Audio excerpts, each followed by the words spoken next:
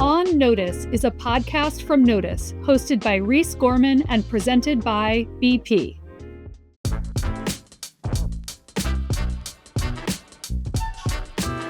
Hello, and welcome back to On Notice. I'm your host, Reese Gorman. Today's guest is Congressman Pete Aguilar. He is the chair of the House Democratic Caucus, and he is the highest-ranking Latino in Congress. We are going to get my conversation with Aguilar in a few minutes. But first, I want to bring in my colleague at Notice, Daniela Diaz. Daniela, thank you so much for coming on. Of course, Reese. Anything you ever need, I'm always here for you. You are really entrenched in the House Democratic Caucus, and you have a lot of sources there. And I want to just tell me a little bit about the congressman. What is his reputation on Capitol Hill? What is he like? And how did he get his start? And how did he get here? Let me tell you, he is one of the most approachable members of leadership that I found to be someone who we all gravitate toward when it's questions about how things are maneuvering within the House Democratic Caucus. Now he's the caucus chair, but as long as I've been covering Congress, I've seen him rise through the ranks. He's now serving his, I believe, fifth or sixth term in Congress. As you noted, he is the highest ranking Latino congressman. And it's notable considering, before he was in leadership, there was no high ranking Latinos in leadership in the House Democratic Caucus. So he really has filled that role and embraced it. He comes from the San Bernardino County, that's the district he represents, and he serves that community, very Latino, in Congress as the Latino voice, not only in the Congressional Hispanic Caucus, which of course is a very influential caucus of Latinos on the Hill, but of course in leadership as the third ranking Democrat in the House. So he has a lot of power and he wields it as well as he can. Also serving on another powerful committee, the Appropriations Committee. So as I have covered him over the last decade now almost, it's clear that he is someone who is not done rising the ranks and plans to continue to try to not only serve his district, but of course, continue being that messenger for the Democratic Party. In rising the ranks, what do you think that would look like? Obviously, he has Catherine Clark ahead of him. He has Hakeem Jeffries ahead of him in terms of leadership. What do you think his aspirations are? Well, when I talk to Democrats, Reese, it's clear that should Democrats win the majority in November, a lot of them are very optimistic about that. You hear that. I hear that, especially considering how Republicans, your podcast has covered this very closely, how Republicans have ruled in the majority the last couple of months. If that were to happen, it would likely be a Speaker Hakeem Jeffries, the first Black Speaker ever of the House. If that were the case, he'd likely bring his leadership team with him, right? Like we've seen him really lead with those two who you just mentioned, Catherine Clark and Pete Aguilar, very closely. The three of them have a great relationship, have done really well in the last, 2 years, 3 years that they've been in this leadership position ever since the top three stepped down, 3 years ago. Remember Speaker Nancy Pelosi, Democratic leader Steny Hoyer, and leader Jim Clyburn. So when those three stepped into that role, which happened seamlessly, if we could remember what happened back then, just a few years ago, they knew that they were going to try to achieve winning the majority back in the House. And if that were the case, we could see Pete Aguilar being the number 3 in the House. He has always ceded his position to Catherine Clark and to Leader Jeffries. He's incredibly loyal. And we see that behind closed doors and in front of the press. He's going to be on in just a couple minutes. What do you think we should talk about? What are some questions you would like me to ask? And what would you think that listeners and maybe yourself would like to learn about the chairman? He's very personable. You can tell he knows what it's like to be a person who came from nothing. I would love to hear about his working class background. I would love to hear how he decided to run for this role to serve Congress. He doesn't come from a very privileged background, which I think is very starkly different from what we hear, you and I day to day on Capitol Hill with, us covering members of Congress who come from, wealthy backgrounds or descendants of former members of Congress or people who come from that kind of background. He's not one of those. So I'm very interested to hear what led him to this position and why he wants to continue serving in leadership. Because while, of course, it's an incredibly rewarding role to be a leader in Congress, it's also incredibly taxing. And he has a family back home. And I'm curious, with that commute from California to DC, which you and I have both done, is a long flight. what keeps him coming back here to serve?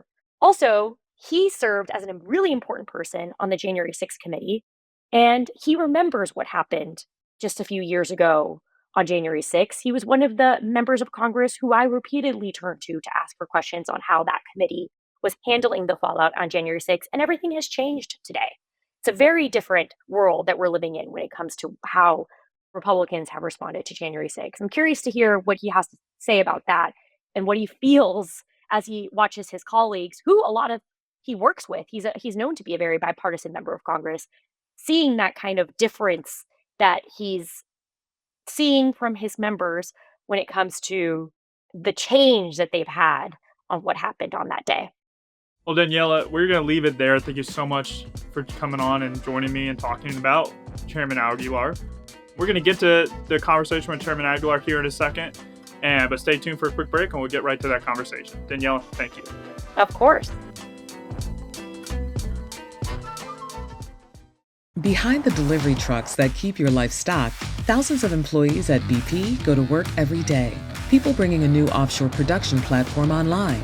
People making our refineries capable of more, like making renewable diesel from agricultural waste. People trading and shipping fuels to our customers. And people helping truckers fill up and get maintenance at our convenient locations. They're part of almost 300,000 jobs we support across the country. Just a few of the ways BP is investing in America.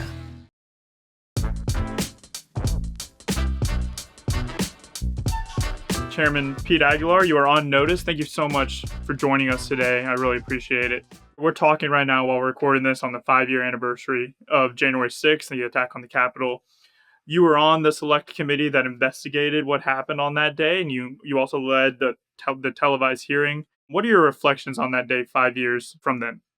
Yeah, first of all, Reese, thanks for having me and thank NOTUS for paying attention to this. This is something, all right, and when we talk about protecting democracy and we talk about January 6th, this isn't something that should be in every year on January 6th thing that we talk about. This has to be something that we continue to do and continue to fight for. We're fighting to preserve democracy and the rule of law.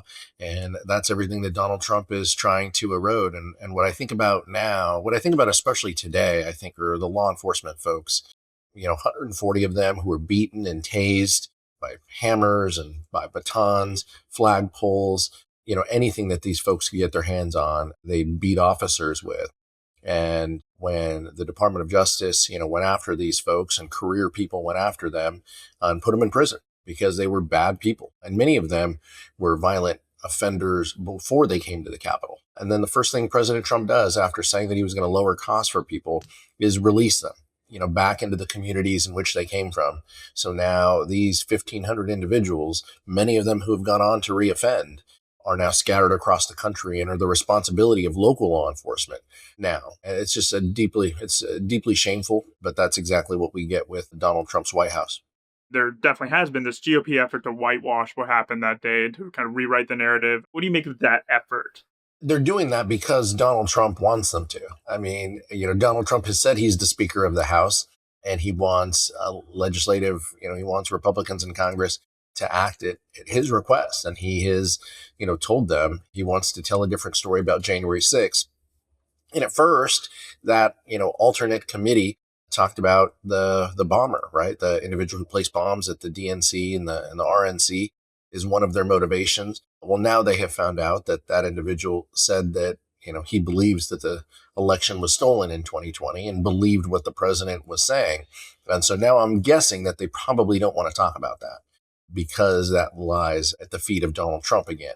And so they'll continue to find ways to shirk responsibility and to try to whitewash history, all at the request of Donald Trump. And by the way, this alternative, committee is being led by someone, Barry Loudermilk, who gave tours to these insurrectionists the day before they came to the Capitol. So it's not exactly like there's a lot of credibility there for this work.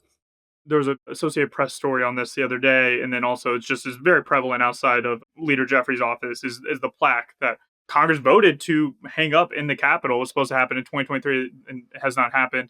Obviously, Republicans have been in control of Congress since that plaque had been able to be hung. If Democrats were to take over, is that one of thing that y'all will do is to hang the plaque commemorating the officers that lost their lives that day. Yeah, absolutely. Democrats, if we ran the House, would follow the law. And the law says that this plaque needs to be hung up. It's been created. It's sitting in the basement, somewhere. This is really just an example of weak leadership by Mike Johnson. He could hang this plaque and follow the law, but he does not want to cross Donald Trump because Donald Trump is the boss and Donald Trump is the actual speaker because he told us he was.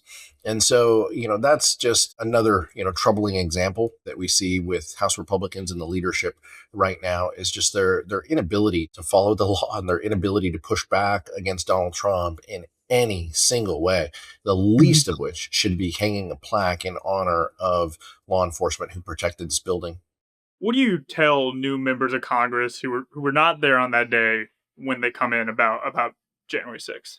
It's a good question. I think all of them understand the weightiness of the issue. I think all of them have respect for our work and what we did that day and just how the institution was under attack. I think, when people get here, when members, get here, I think they start to look around and say like, oh my gosh, I can't believe that actually happened here because we see security, because we generally feel safe. And that day, honestly, Reese, I felt safe. I felt I was in one of the safest places because there was Capitol Police everywhere, because we were on campus.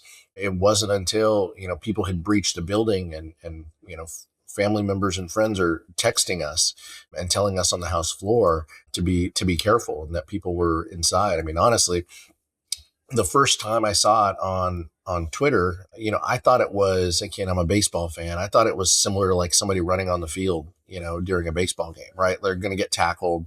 They breach the Capitol. They get tackled. They get arrested. Just the gravity and the scope, multiple entrances, breach, police officers beaten, the fighting for hours that took place. I mean, all of that, not much of that was known, at the time in the building when we were there. I want to pivot a little bit to another topic that's in the news heavily right now is President Trump's removal of Maduro in Venezuela. How did you find out about the capture of Maduro? I went to bed. I have the benefit of living on the West Coast. So I went to bed hearing that there were explosions in Venezuela. When I went to bed after midnight, I didn't know what had happened until I woke up, and I woke up to the text messages and the news, woke up and had a briefing with Jim Himes and Adam Smith, Leader Jeffries and Catherine Clark to talk about the events of the day and what our strategy was moving forward. So that's a couple hours of me finding out. Do you believe that Trump was required to notify the Gang of Eight at least before moving into Venezuela? I do, but I don't want to get too hung up on the notification. I mean, first of all, Maduro was an illegitimate leader and a dictator, and I don't lose a lot of sleep about him not being in power. Now, that said, what happens next, right? It doesn't seem that the administration has put a lot of thought and effort into that. We're seeing reports now of, paramilitary folks, on the streets. What happens next? Who maintains the rule of law? And the president keeps talking about this being about oil. So first this was about narco-terrorism, right? When they're striking boats. Now it's about oil. And the American people have really, we've seen this before. And I think that's what terrifies folks is the potential to go to, another war. The president is not ruling out putting boots on the ground in Venezuela, and the American people are asking why. Like, what are we doing here? And his advisors, go on TV and talk about, protecting the Western Hemisphere. That this is, acting like it's our hemisphere, like everything in North and South America and beyond. And so it's just, I think the American people are frustrated. The president's talking about rebuilding oil infrastructure in Venezuela. Well, how about we rebuild some of the infrastructure here at home? How about we create jobs here at home and help people, give people actual relief in their daily lives rather than sending billions of dollars to Argentina and now Venezuela? Behind those warm and cozy nights at home, thousands of employees at BP go to work every day. People producing more U.S. natural gas, people building grid-scale solar capacity, people turning landfill waste gas into pipeline-quality renewable natural gas, and people delivering all of that power where it's needed. They're part of almost 300,000 jobs we support across the country. Just a few of the ways BP is investing in America. I want to step back now and want to learn a little bit about you personally. Tell me about how you got here. What's your political background and kind of your upbringing? Yeah, I'm just a kid from San Bernardino and just wanted to make a difference in my community. I never really saw Congress as the path and the opportunity for that, to be honest with you. And I just wanted to help out locally. I started out by volunteering at the Salvation Army soup kitchen in high school. Then in college, I worked for Habitat for Humanity, served on the board of directors there, and ran the campus chapter. And then ultimately, that community service kind of led my way into public policy. I worked for the governor of California, Gray Davis, at the time, interned for him in college, and then worked for him as my first job out of college.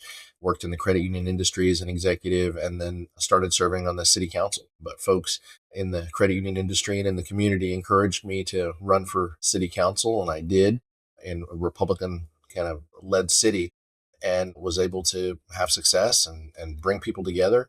There served as on city council for 4 years and mayor is 4 years before I came to Congress. And I just wanted to make a difference on issues that were bigger than the kind of four walls of the city, right? I wanted to talk about healthcare. I wanted to talk about immigration. I wanted to talk about economic development and creating jobs and sustainable communities and helping with the climate. I mean, all of those things, I couldn't really do anymore at the city level. And so wanted to come to DC and was presented the opportunity and ran in a competitive process in California's jungle primary and was successful in 2014. And 11 years later, a privilege to serve in House Democratic leadership.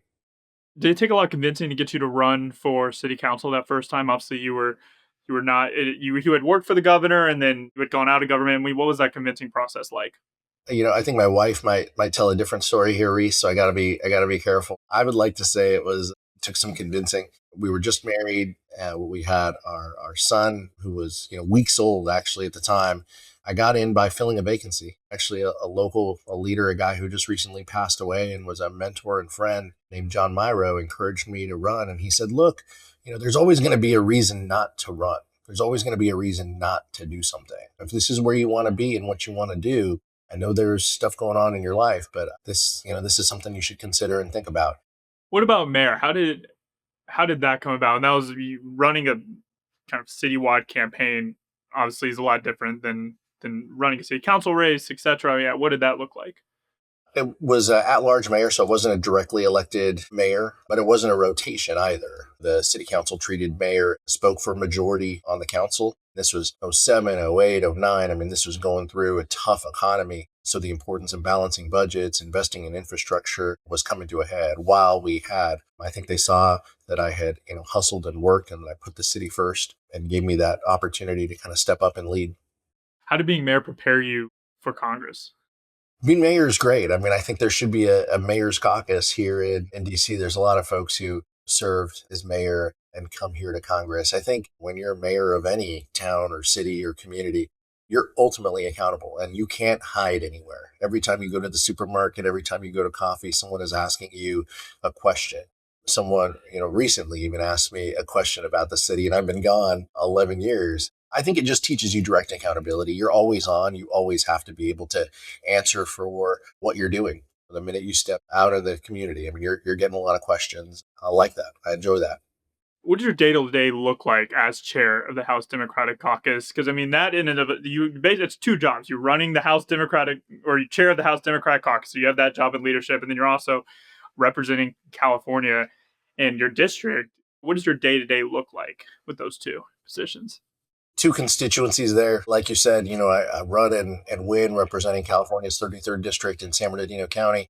That's ultimately the constituency that gives me the opportunity to be here. And so that's who I'm fighting for every day. And then you get here to Congress and you stand for leadership elections and you're asking over 200 of your colleagues to support you in this position and to help play a role in leading. My job as caucus chair is to run the meetings and make sure that members feel heard. Leader Jeffries is an amazing leader. He was caucus chair before. He understands the job. He understands listening to his members and steering the ship in the right direction. And my job is to help amplify that message and to make sure that members, directly feel connected to the leadership team and the agenda that we're pushing. and just really is just an honor. I cut my teeth with Hakeem and Catherine, the Democratic whip. And just, I think as a group of us, the leadership team represents kind of a new generation here that has been, discussed. And we stand and ready to work for our colleagues, realizing that we're kind of standing at the bottom of Mount Rushmore with, Steny Hoyer, Jim Clyburn, and then Nancy Pelosi still serving, here in Congress. We can always turn to them for advice, but it's on us to chart a path and a course forward for House Democrats that pushes back where we need to against Donald Trump and House Republicans, but is ultimately focused on the American people and what we can do to make their lives better. Yeah, you mentioned Nancy Clyburn and Hoyer were stalwarts of House Democratic leadership for so long, and they'd been there. What is that like stepping into immediately following these three kind of icons in Democratic politics who had served for so long and in leadership for so long? What was that like? It's been a couple of years, but I think all of us were scared, initially going into that just because of the large shoes to fill. But many of us had served, all of us, Catherine, Hakeem, and I had served, in leadership, working with them. So we saw the job. I served as a chief deputy whip for Jim Clyburn on his whip team. So I understood a little bit of the job of what he was doing. I understood the members. And ultimately, that's what this is about. When you're in leadership, it's about representing the members, making the members feel heard and ensuring that their voices are at the table and that different perspectives. We're a broad mosaic of ideas and interests, and we come from rural and urban and suburban communities across this country. And I appreciate and value every one of my colleagues and what they bring to the table. And our job is to find consensus and to put together positions that speak for the entirety of House Democrats. And we try to do that at each and every step. You're the highest ranking Latino in the House, also, I believe, in Congress as well. What does that mean to you? That means added responsibility. That means, that I have a responsibility to represent my community back home, but that I also know that sometimes, when I speak for a broader group and a broader audience. I'm so, honored and thankful to be in this position. And I'm honored by my heritage and the fact that my family is hardworking, working class, family, wasn't engaged in politics, but they worked incredibly hard to give me and my family and my brother, an opportunity to go to college, to be successful. I thinking back as a kid, I didn't know what a public official was. I didn't know how many people kind of worked in government. My dad, wore a uniform and was more comfortable taking a shower after work than he was before work. And so that's just what, community meant. But I think, when I think about the Latino community, I think about hard work. I think about people who are working hard. They want a better life for their kids and their family, and they will do anything to help their kids and their grandkids succeed. And that's, I think, what I bring to the table, and something that I continue to talk about is wanting to make sure that next generation has it just a little bit better. And I think that we're struggling in that right now. And I think that we have a lot of work to do. Well, you mentioned your family didn't really follow politics growing up. What was the reaction when you were like, "Oh, I'm going to run for office"? And what was the reaction there? I think at the city level that probably, helped them a little bit. They understood. And obviously from my time growing up to, when I decided to seek office, I think my parents paid a little bit more attention. I think earlier when we were kids, they were struggling to make ends meet and to focus on the family. And I think by the time I got into public service, I think they were, happy kids are out of the house and they're paying a little more attention to what's going on in the world. And they've always been just so incredibly supportive. My entire family, lives in San Bernardino County. And so they've always been supportive. They are, I would say, more political now than they were when I was a kid. And they act like they have been political their entire lives, but that was not the case. We were not talking a lot of politics back at the time. But I also think that, maybe me in this position has given them a little license to be more political. And that's a lot of fun around the holiday times that we just experienced. As a leader in the Democratic Party, what do you think your party's message is going into the midterms? Our message is about affordability in the American people. Our message is about rooting out corruption that we see in government at the executive level and Congress at the Supreme Court. And our message is that the American people deserve better. They deserve better than a president who puts himself first. They deserve someone who will put them first. And so I think that's what we're going to continue to be talking about from now until November. And we know people are frustrated. We know they're concerned about what's ahead, and they have an opportunity coming up in primary elections, but also in November, to say loud and clear that what Donald Trump is doing and what House Republicans are letting him do is just wrong. And we need to focus on the American people, and that's what House Democrats will do if we're given an opportunity to lead. Talk to me about if Democrats do take the majority next year. Obviously, this will be this leadership's team's first time in the majority for y'all. What would be some of y'all's goals and plans and things y'all would want to do? Well, I think front and center is, healthcare. Obviously, seeing $1 trillion taken out of healthcare, millions of people will be shed, will lose their healthcare coverage by the time the new Congress is sworn in. All of that is just deeply disturbing, and seeking everything we can to kind of roll that back while providing robust accountability and oversight over the president in a way that he doesn't see from his, patsies and friends here on the Republican side.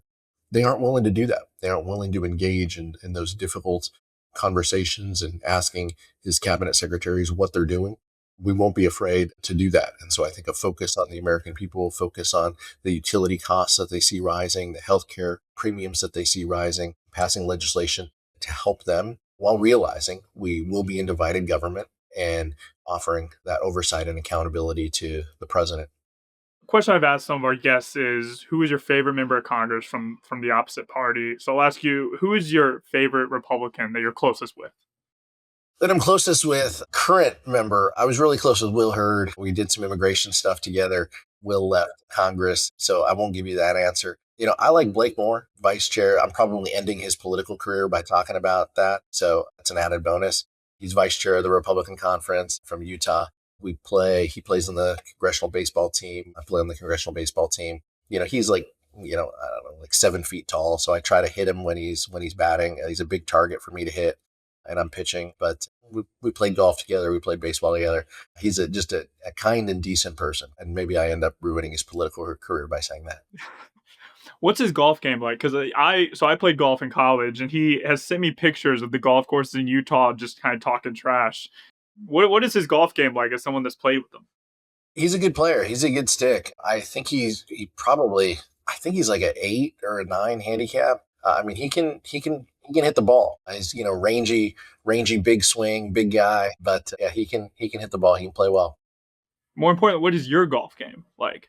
Mixed bag, man. Used to play a lot more, play a lot less these days, but can still go out. I'm competitive. I think I'm a 12 handicap on paper, but I can play. I can play with you. Congressman Aguilar, thank you so much for joining us. We greatly appreciate your time. Good spending time with you, Reese. Thanks, man. We're hitting the ground running here, and appreciate the time. On Notice is a production of Notice, and it's hosted by me, Reese Gorman. This show is produced by Notice and the team at the Podglomerate. Special thanks to Kate Nocera and Justin Pellegrini. We'd love to hear your thoughts. You could send us a note at podcast@notus.com. And if you like this episode, leave us a good review on Apple Podcasts. See you next week.